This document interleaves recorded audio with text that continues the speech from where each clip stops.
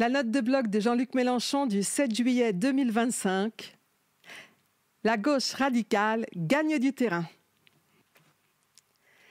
New York. Comme on le sait, Zoran Mamdani a gagné la primaire du Parti démocrate pour la mairie de New York. Il a donc effacé les 30 points de retard qui le séparaient de Andrew Cuomo dans les sondages. Ces 30 points tout bidons sont mon délice du moment.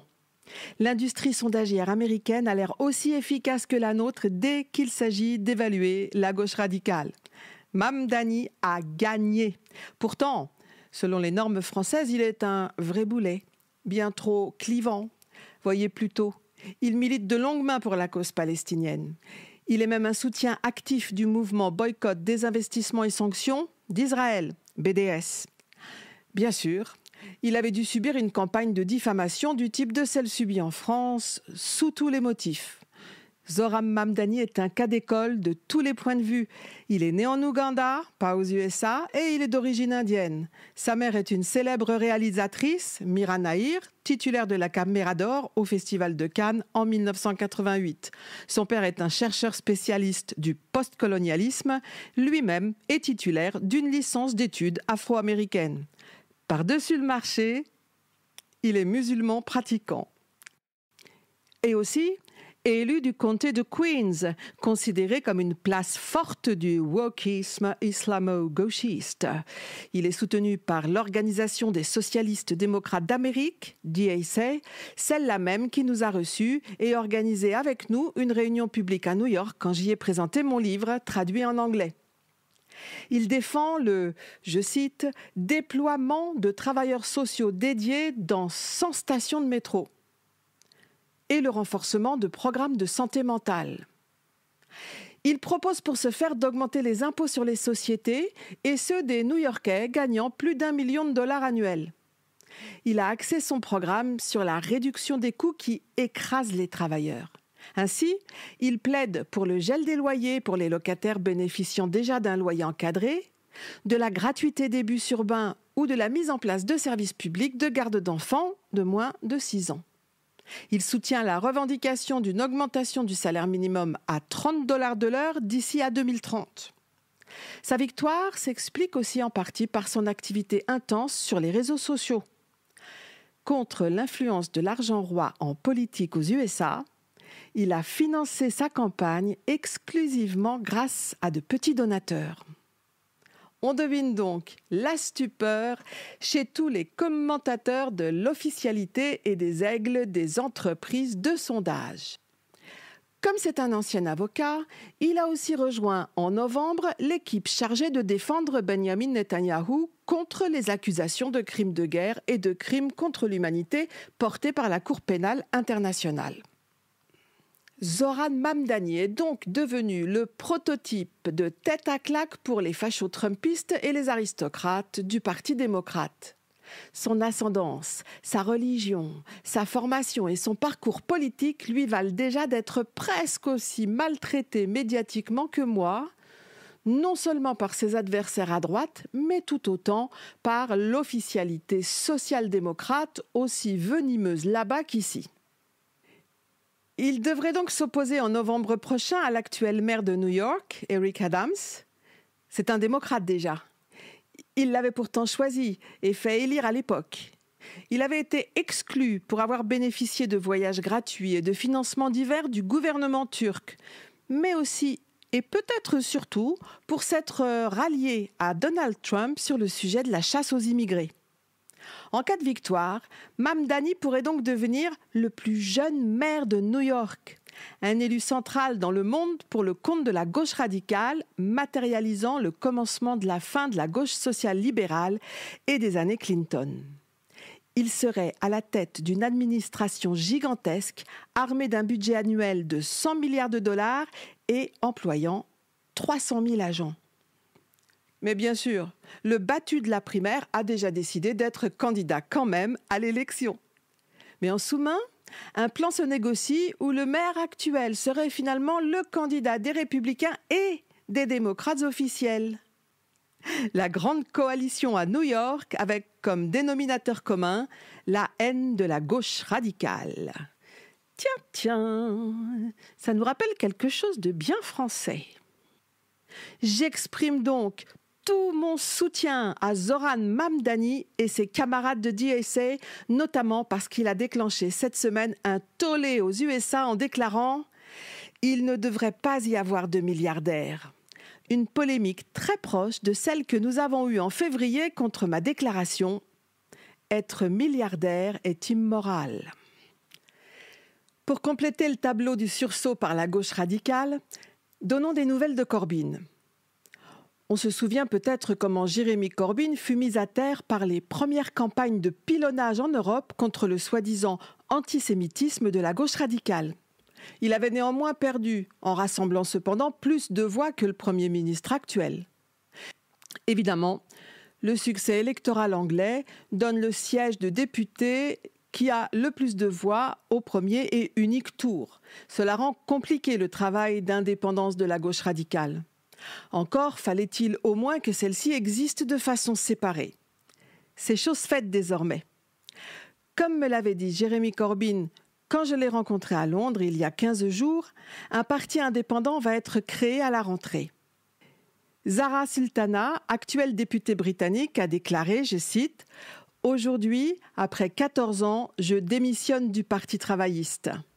Jérémy Corbyn et moi-même allons co-diriger la création d'un nouveau parti avec d'autres députés indépendants, des militants de tout le pays.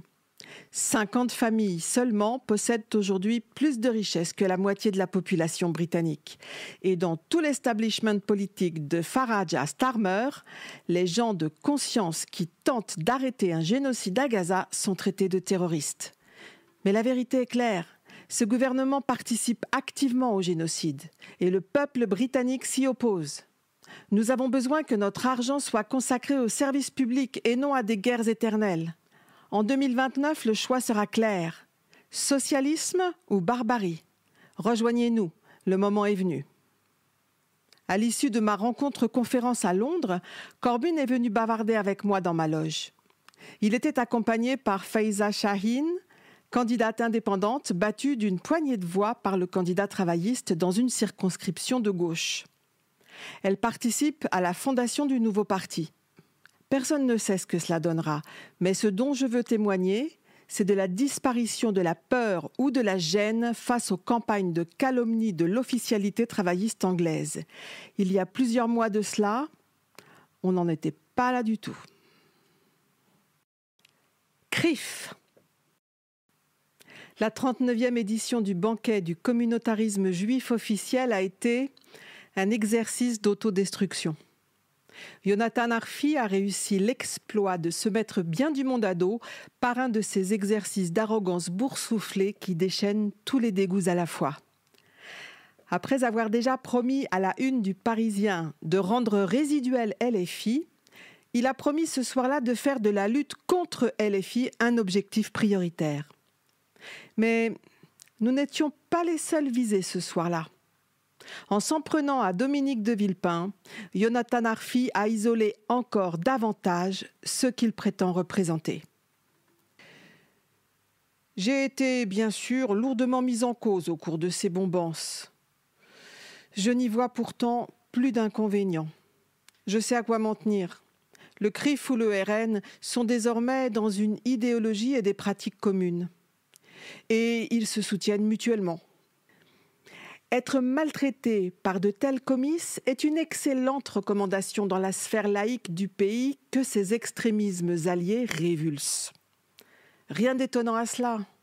De fait, l'extrême droite est la même, qu'il s'agisse d'ethnicistes comme Le Pen et Bardella ou de suprémacistes comme Jonathan Arfi et ses commensaux. J'aurais honte de mériter des compliments d'une telle compagnie.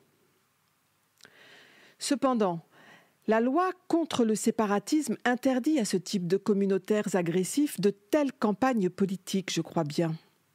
De même, la déduction des impôts des participants de 60% du prix du dîner, 900 €, ne me paraît pas du tout justifiée.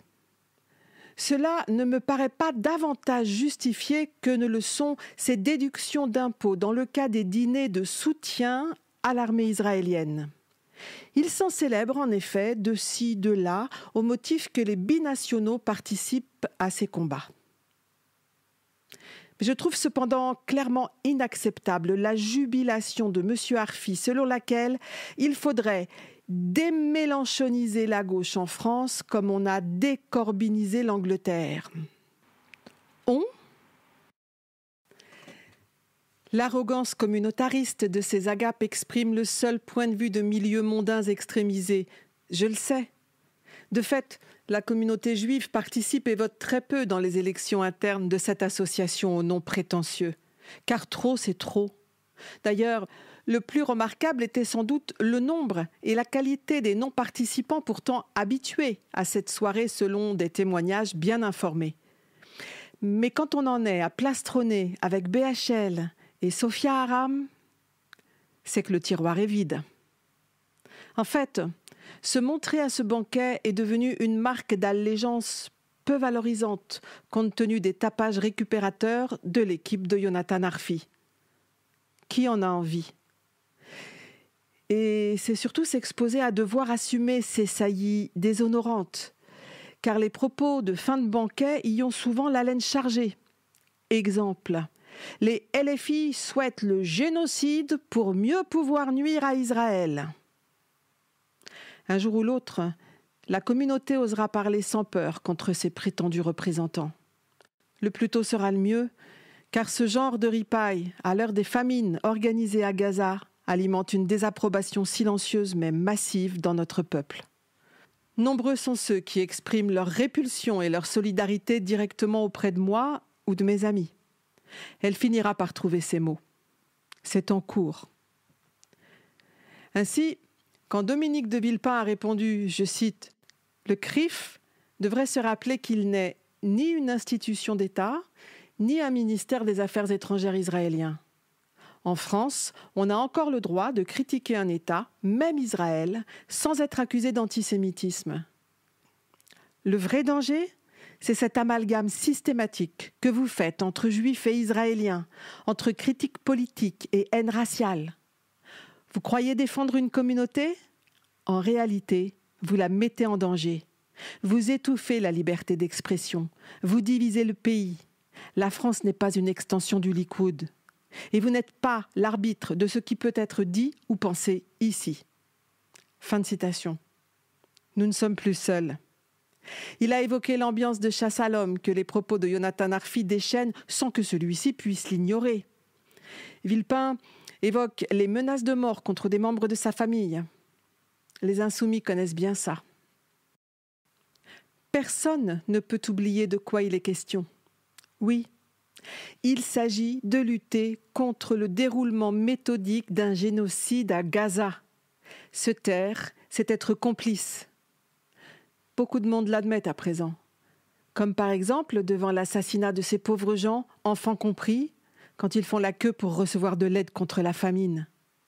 Les ventres pleins du dîner du CRIF n'en avaient cure. Tant mieux, sinon il aurait sans doute répété les propos odieux de BHL selon lesquels il n'y a pas de famine à Gaza.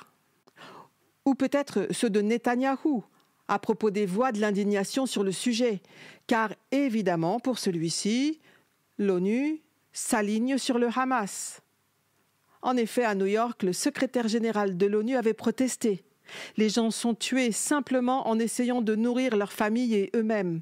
Aller chercher de la nourriture ne doit jamais être une condamnation à mort.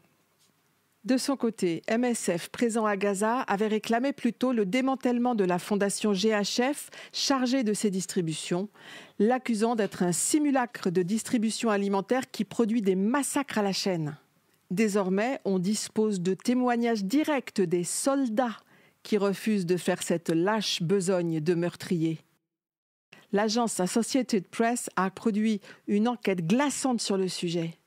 Alors même que les journalistes n'ont pas le droit de se rendre sur les sites de distribution, France Info a rendu compte de la situation. Un soldat y a parlé au nom de 300 réservistes qui refusent aussi le nettoyage ethnique de Gaza. 500 personnes ont été abattues de cette manière et 3000 blessés au cours des distributions alimentaires. En Israël aussi, le retournement se voit clairement. Des manifestants israéliens ont porté des photos des enfants palestiniens assassinés à Gaza. La même scène sur les bancs insoumis de l'Assemblée nationale française avait provoqué un ourvari unanime de médias et de soutiens inconditionnels dans l'hémicycle. Pour ne rien dire des douillets pour qui l'initiative était maladroite. Le journal israélien Haaretz, pourtant bien modéré, a affirmé que des soldats auraient bien reçu l'ordre de tirer sur des civils désarmés attendant de recevoir l'aide humanitaire. L'emballage propagandiste reste. C'est le thème de la guerre contre le Hamas. Mais quelle guerre? Où sont les armées? Ici, il y a de lâches assassins qui tuent des gens désarmés et affamés ou bien qui résistent avec des pierres et des bâtons, a dit un commentateur aux USA dans une vidéo virale. Le niveau d'horreur, de crimes et de massacres sadiques est désormais connu de trop de monde pour pouvoir être étouffé par un banquet mondain subventionné. Alors, le retournement d'opinion se répand. Ainsi, à propos des jumelages avec des villes israéliennes. Dans ce cas, même les édiles du PS en rabattent. Il s'agit moins de faire plaisir aux uns que de ne plus vouloir être considérés comme des soutiens inconditionnels des autres. On ne compte plus les cas. Apothéose, quand le Conseil de Paris lui-même finit par accepter de rendre hommage aux milliers de victimes palestiniennes assassinées à Gaza. Cette décision est spectaculaire. Elle prévoit l'extinction de la Tour Eiffel et l'attribution de la citoyenneté d'honneur aux Gazaouis. L'idée même aurait été inécoutable il y a 6 mois, quand la maire Anne Hidalgo recevait pour la féliciter l'association Nous Vivrons, qui agressait physiquement Rima Hassan et nos réunions. Yonatan Arfi est notre épouvantail utile. Merci d'avoir écouté cette note de blog jusqu'au bout. Si vous avez apprécié ce travail, n'hésitez pas à laisser un pouce, ça fait toujours plaisir, à vous abonner si ce n'est déjà fait et à nous retrouver régulièrement sur la chaîne YouTube LFI Monde pour nos émissions et pour la mise en son des notes de blog de Jean-Luc Mélenchon. À bientôt.